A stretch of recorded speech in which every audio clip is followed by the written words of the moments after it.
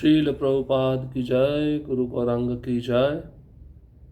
कल के सत्र में हमने सुना था रामानुजाचार्य मायावादी यादव प्रकाश के संग में रहते थे और यमुनाचार्य जब अपने शिष्यों के साथ वरदराज का दर्शन करने के लिए कांचीपुरम पहुंचते हैं तो रामानुजाचार्य को देखते हैं यादव प्रकाश के साथ। उस समय यमुनाचार्य की आयु 100 साल से अधिक थी। यमुनाचार्य जब ये दृश्य देखते तो उनको बहुत दुख होता है कि एक मायावादी यादव प्रकाश के संग में रामानुजाचार्य रह रहे हैं। ये वही रामानुज हैं जिन्होंने सत्यम ज्ञानम अनंतम ब्रह्म पर अद्भुत भाष्य लिखा था और इस भाष्य को पढ़कर यमुनाचार्य बहुत प्रसन्न हुए थे।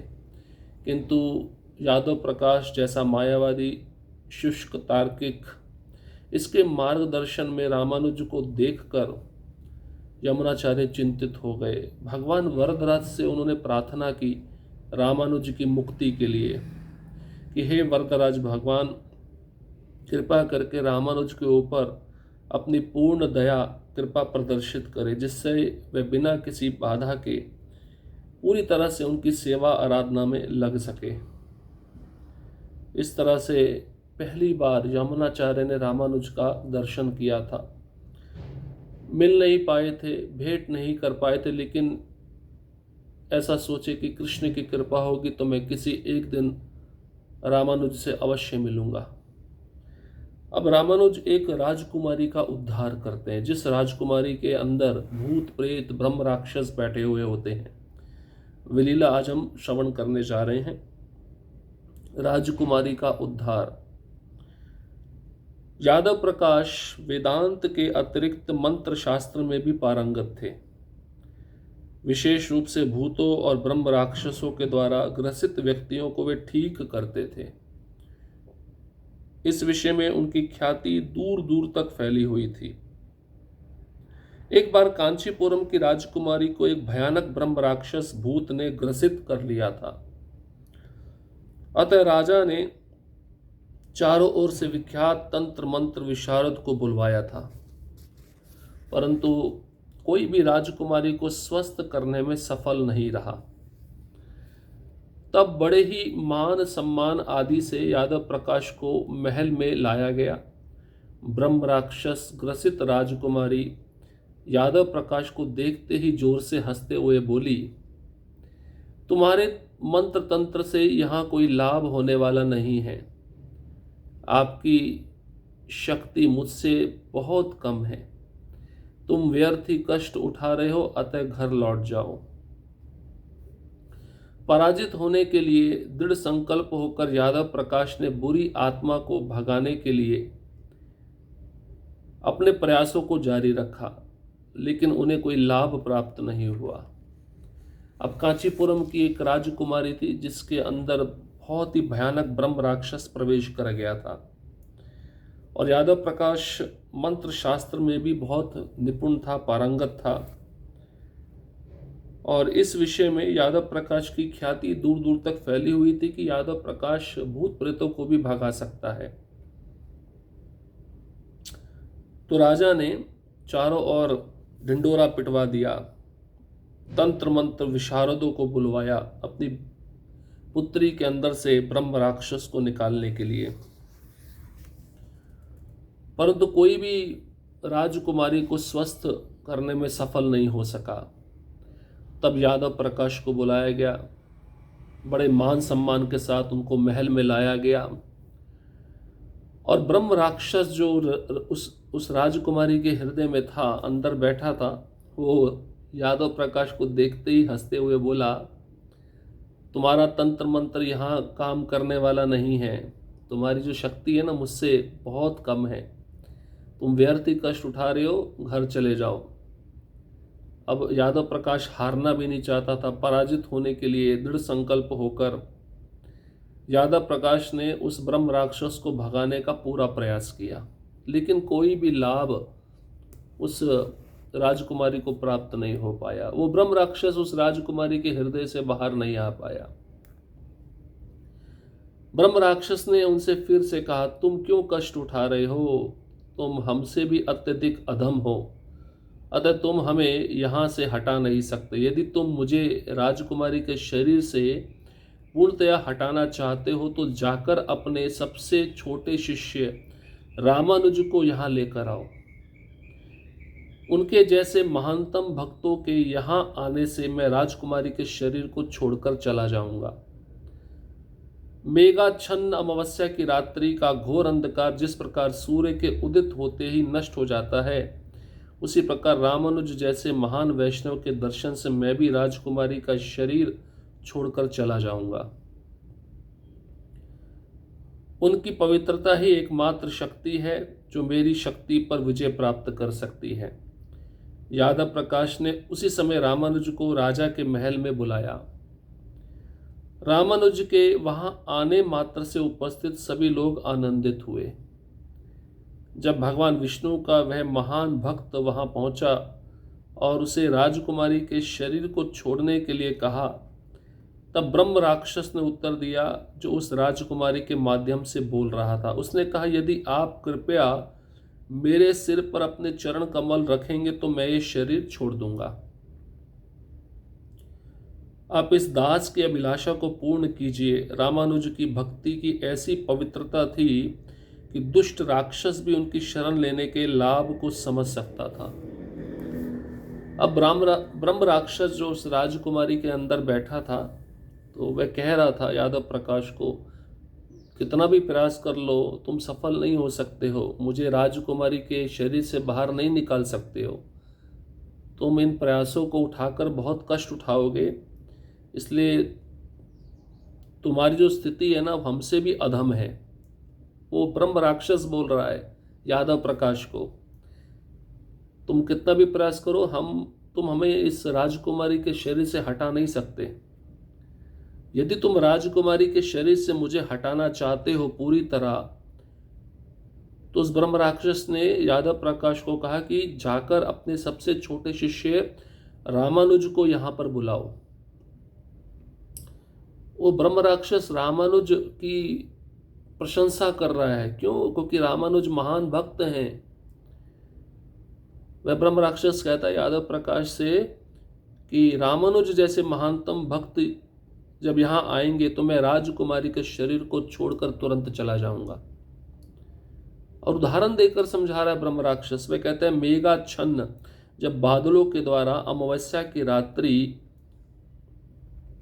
को घोर अंधकार छाया होता है और जैसे सूर्य उदित होता है वह अंधकार नष्ट हो जाता है, वैसे ही जब रामानुज यहाँ पर आएंगे उन महान वैष्णव का दर्शन करके मैं इस राजकुमारी के शरीर को छोड़कर चला जाऊंगा। केवल दर्शन मात्र से देखिए शुद्ध भक्त की शक्ति देखिए। इसलिए भक्त जो शुद्ध है, गंभीर है, उसको कभी भी भूत प्रेत पिशाच से डरना नहीं चाहिए। भूत प्रेत पिशाच कभी भी उसके पास नहीं आ सकते। आएंगे तो अपना उद्धार करवाने के लिए आएंगे। वो ब्रह्म राक्षस कहता है यादव प्रकाश को, तुम्हारा जो शिष्य है ना सबसे छोटा रामानुज, इतना पवित्र है कि उसका एकमात्र जो शक्ति है वो मेरी शक्ति पे विजय प्राप्त कर लेगी। और यादव प्रकाश ने उसी समय रामानुज को महल में बुलवाया। रामानुज जैसे ही उस महल में प्रवेश किए, मात्र रामानुज की उपस्थिति से वहां पे सब जितने लोग थे सब प्रसन्न हो गए, सब बहुत आनंदित हो गए। भक्त जहां भी जाएगा उस स्थान को आनंदित कर देगा। जब भगवान विष्णु का वह महान भक्त उस राजमहल में पहुंचा और रामानुज ने बोला उस ब्रह्म राक्षस को, राजकुमारी के शरीर को छोड़ दो, तब ब्रह्म राक्षस ने उत्तर दिया कि उस राजकुमारी के माध्यम से बोल रहा था, जो ब्रह्म राक्षस बैठा था राजकुमारी के अंदर, वह बोला, यदि आप कृपया करें तो मेरे सिर पर अपने चरण कमल रखें तो मैं शरीर छोड़ दूंगा, इस राजकुमारी के शरीर को छोड़कर यहां से चला जाऊंगा। आप मुझ जैसे इस दास की अभिलाषा को पूरा कीजिए। रामानुज की ऐसी भक्ति थी, ऐसी पवित्रता थी कि दुष्ट राक्षस भी उनकी शरण लेकर अपना लाभ समझ सकते थे।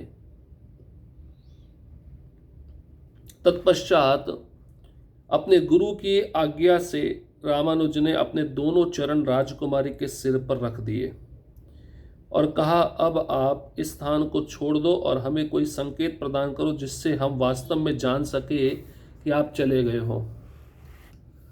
तो रामानुज ने इतने नम्र है, यादव प्रकाश जो अपने गुरु हैं उनसे आज्ञा ली। आज्ञा लेकर अपने दोनों चरण उस राजकुमारी के सर पे रखे और रामानुज कहने लगे, अब आप इस राजकुमारी के शरीर को छोड़ो और हमें संकेत प्रदान करो कि वास्तव में हम जान जाएं कि आपने इस शरीर को छोड़ दिया है। हमें कैसे पता चले कि आपने छोड़ा या नहीं छोड़ा, इसलिए संकेत दो। तब भूत ने उत्तर दिया, देखो मैं इस सुंदर शरीर को छोड़ रहा हूं और संकेत के रूप में मैं निकटतम बरगद के पेड़ की सबसे ऊपरी शाखा को तोड़ दूंगा। सभी के समक्ष देखते बरगद के पेड़ की शाखा टूट गई और राजकुमारी उठकर आश्चर्य से अपने चारों ओर देखने लगी, मानो वह अभी अभी नींद से उठी हो। जब उसकी दासी ने उसे जो कुछ हुआ था उसके बारे में बताया तो उसने अपना सिर लज्जा से झुका लिया और दासियों के समेत महल के भीतर चली गई। अब भूत ने क्या उत्तर दिया रामानुज को? संकेत ये होगा कि पास में बरगद का पेड़ है, उसकी ऊपरी शाखा टूट जाएगी। तो शाखा टूट जाए तो समझ लेना मैंने इस राजकुमारी के शरीर को छोड़ दिया है। यह भूत रामानुज से कह रहा है। और सभी के देखते देखते सबकी आंखों के सामने बरगद के पेड़ की जो ऊपरी शाखा थी टूट गई। वह राजकुमारी उठकर आश्चर्य से अपने चारों ओर देखने लगी। उसको ऐसा लगा अभी अभी मैं नींद से उठी हूं। दासियां आईं और उन्होंने बताया जो कुछ हुआ था। जब ये राजकुमारी ने सुना तो उस राजकुमारी का सिर लज्जा से झुक गया। दासियों के साथ वह राजकुमारी महल के अंदर चली गई। जब कांची के राजा ने अपने पुत्री के पूर्ण रूप से स्वस्थ हो जाने के बारे में सुना तो वहां उपस्थित हुए और रामानुज को प्रणाम अर्पित करके उनके प्रति विशेष कृतज्ञता का भाव प्रकाशित किया। उसी दिन से श्री रामानुज का नाम पूरे चोल राज्य में विख्यात हो गया।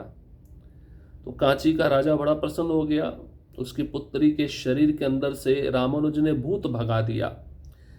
वह पुत्री अब स्वस्थ हो चुकी थी।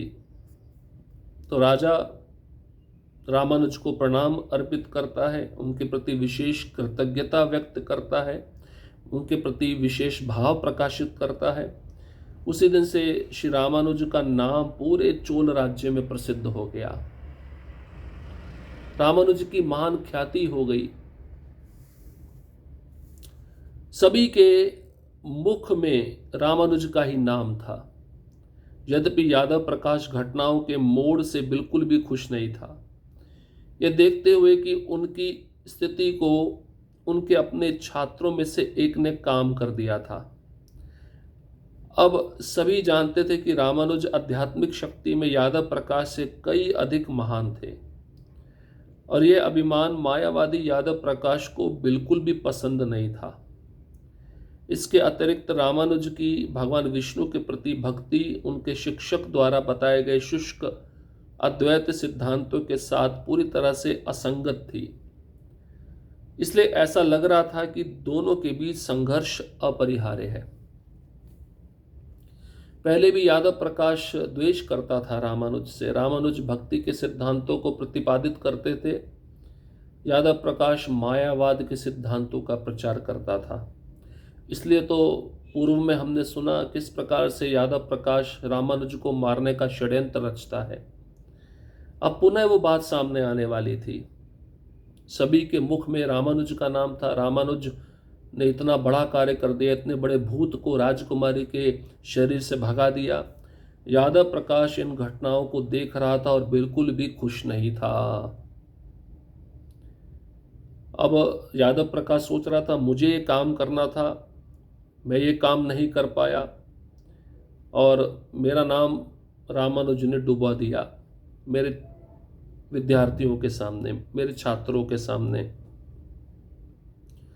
और सभी जानते थे कि रामानुज की जो आध्यात्मिक शक्ति है यादव प्रकाश से कई गुना अधिक है। क्योंकि यादव प्रकाश अभिमानी है, मायावादी है। अभिमानी होने के कारण यादव प्रकाश को ये सब अच्छा नहीं लग रहा था, बिल्कुल भी पसंद नहीं आ रहा था। रामानुज भगवान विष्णु के महान भक्त हैं और उनके जो शिक्षक हैं यादव प्रकाश, वो शुष्क अद्वैत सिद्धांतों का पूरी तरह से प्रचार करते हैं, इसलिए दोनों का मेल नहीं बैठ रहा था। पूरी तरह से असंगत थी दोनों की संगता। इसलिए अब ऐसा लग रहा था कि दोनों के बीच में संघर्ष पुनः प्रारंभ होगा। अब यादव प्रकाश रामानुज को पाठशाला से निकाल देंगे, निष्कासित कर देंगे। उसकी ख्याति ज़्यादा बढ़ रही है ना, तो शिक्षक को प्रसन्न होना चाहिए। उसके द्वारा पढ़ाए गए सिद्धांत अगर विद्यार्थी अपने जीवन में उतारता है, विद्यार्थी आगे बढ़ जाता है, शिक्षक बहुत खुश होता है। लेकिन यहाँ उल्टा हो रहा था, शिक्षक बड़ा द्वेषी बन रहा था अपने विद्यार्थी के प्रति। विद्यार्थी थे रामानुज और शिक्षक था यादव प्रकाश। अब इसकी ख्याति और बढ़ रही, इसकी ख्याति और ना बढ़े तो रामानुज को पाठशाला से निष्कासित कर दिया यादव प्रकाश ने। तो ये जो लीला है, इस घटना के पश्चात यादव प्रकाश ने कैसे निष्कासित किया रामानुज को, इसको हम अगले सत्र में सुनेंगे। और कांचीपुरण के बारे में भी सुनेंगे, जो महान भक्त हैं, जो रामानुज से बहुत प्रेम करते हैं, उनकी भी कुछ लीलाएं और आने वाली हैं। उसके बाद में कांचीपुरण से रामानुज को क्या निर्देश प्राप्त होता है, क्या आज्ञा प्राप्त होती है, इसको भी हम अगले सत्र में सुनेंगे। हरे कृष्ण कृष्ण कृष्ण हरे हरे, हरे राम राम राम हरे हरे। श्रील प्रभुपाद की जय, गुरु गौरांग की जय।